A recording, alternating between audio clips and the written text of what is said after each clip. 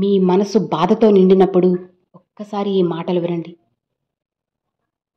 అనవసరమైన మాటల కన్నా శాంతిని, కాంతిని ప్రసాదించే మంచి మాట ఒక్కటి చాలు.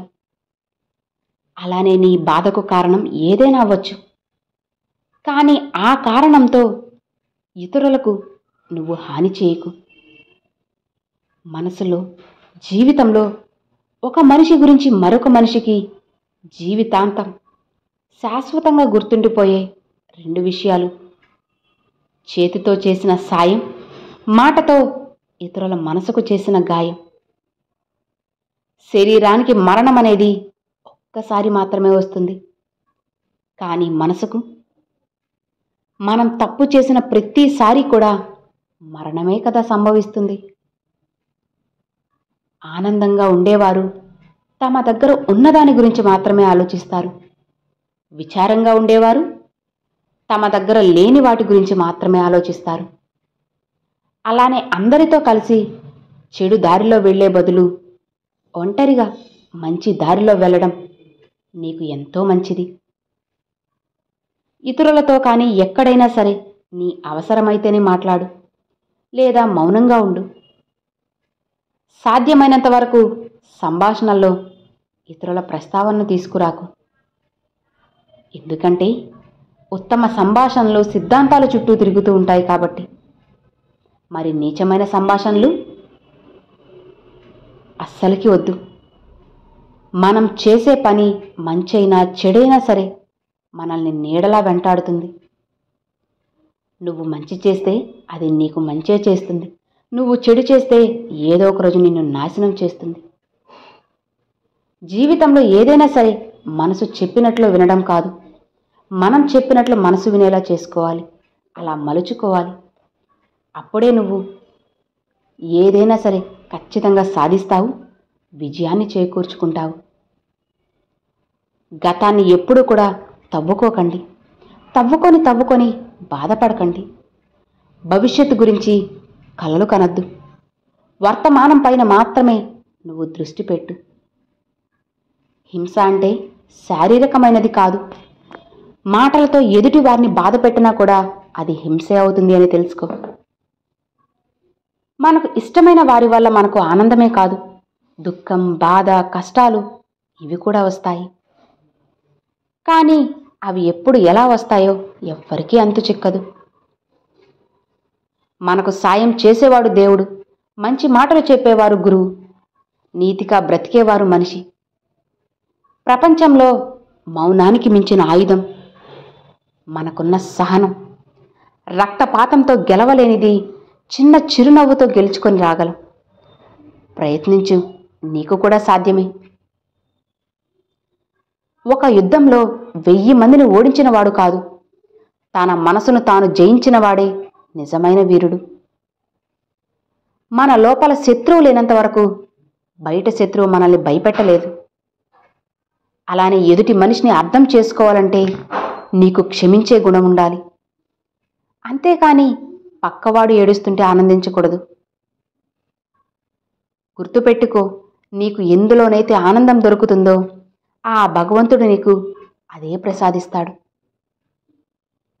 వ్యక్తిగత ఆశలపై ఆసక్తి లేకపోతేనే ప్రశాంతమైన జీవితం నీకు లభిస్తుంది. అదుపులేని ఆలోచనలు శత్రువు కన్నా ప్రమాదకరం. సానుకూల ఆలోచనలు, అవి ఉన్నవారికి ఆనందం నీడలా వెంటే ఉంటుంది. మన దుఃఖానికి, బాధకి కారణం కొడుకో, కూతురో, బంధువో కాదు, మనలోని అజ్ఞానమే అని గుర్తుపెట్టుకో. అది తొలగిన నాడు నీ జీవితం హాయిగా ఉంటుంది. నీకు నువ్వు సంతోషంగా ఉండు. నీ సంతోషాన్ని నలుగురితో పంచుకో. అదే అసలైన సంతోషం యొక్క రహస్యం. తనకు నచ్చిన పని మూర్ఖుడు కూడా చేయగలడు, కానీ బుద్ధిమంతుడు తాను చేస్తున్న ప్రతి పనికి తనకు ఇష్టమైన పనులుగా మార్చుకుంటాడు, విజయాన్ని సాధించగలడు. నీలోని లోపాన్ని ప్రపంచానికి చూపకు, ఎందుకంటే దానితో ఆడుకోవడానికి ఈ ప్రపంచం ఎప్పుడు 1000 కళ్ళతో ఎదురు చూస్తూ ఉంటుంది.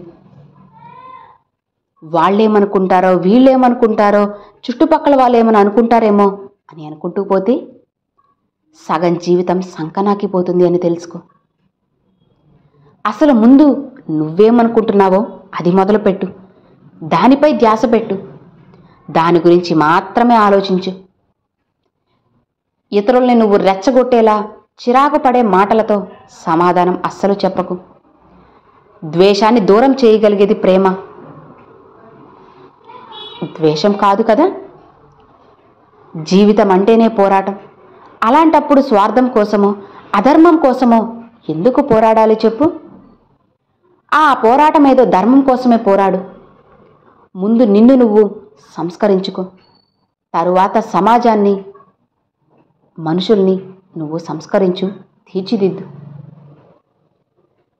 ఇక్కడ ఏదీ కూడా శాశ్వతం కాదు. కాబట్టి నిన్ను నువ్వు ఎప్పుడూ కూడా అజ్ఞాతంలోకి, ఒత్తిడికి గురి చేసుకోకు. ఎంత కష్టమైన పరిస్థితి అయినా సరే ఏదో ఒకరోజు మారక తప్పదు. మన సమస్యలకు మనం లొంగిపోకూడదు. పోరాడాలి, విజయాన్ని సాధించాలి. నీలో లేని గొప్పతనాన్ని ప్రదర్శిస్తే నీలో ఉన్న నిజమైన గొప్పతనం మారిపోతుంది, పారిపోతుంది. నన్ను ఎవరూ చూడడం లేదులే అని తప్పు చేయకు. అలానే అందరూ చూస్తున్నారని అప్పు చేసి దర్జాగా ఉండాలనుకోకు. ఆ భగవంతుడు ఎప్పుడూ చూస్తూనే ఉంటాడు. ఇవి రెండూ కూడా నీకు జీవితంలో పెను ప్రమాదాన్ని సృష్టిస్తాయి. ద్వేషం అనే పదంతో, పదవితో ధనవంతులు కాలేరు. కోపంతో గుణవంతులు కాలేరు. మంచితనంతో మాత్రమే నువ్వు మంచివాడివని అనిపించుకోగలవు. చావటానికి ఒక్క క్షణం చాలు, ధైర్యం ఉంటే చాలు. కానీ బ్రతకడానికి ఆ ధైర్యం ఒక్క క్షణం కాదు, జీవితాంతం నీకు తోడుగా ఉండాలి. అసలు నిజమైన మరణం అంటే ప్రాణం కోల్పోవడం కాదు, ధైర్యం కోల్పోకుండా ముందుకి సాగాలి. ప్రతి ఉదయం మనం మళ్ళీ పుట్టినట్లే. ఈరోజు మనం ఏం చేస్తామనేది ముఖ్యం. మౌనం, చిరునవ్వు అనేవి రెండు శక్తివంతమైన ఆయుధాలు.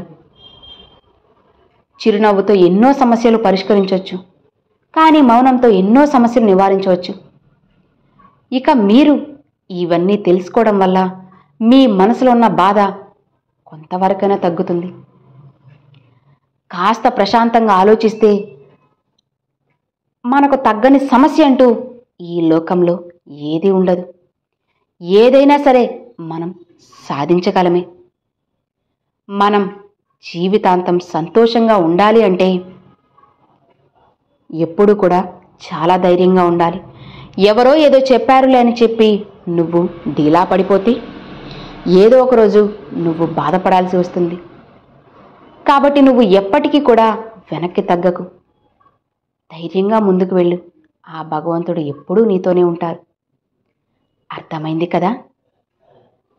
Thanks for watching friends.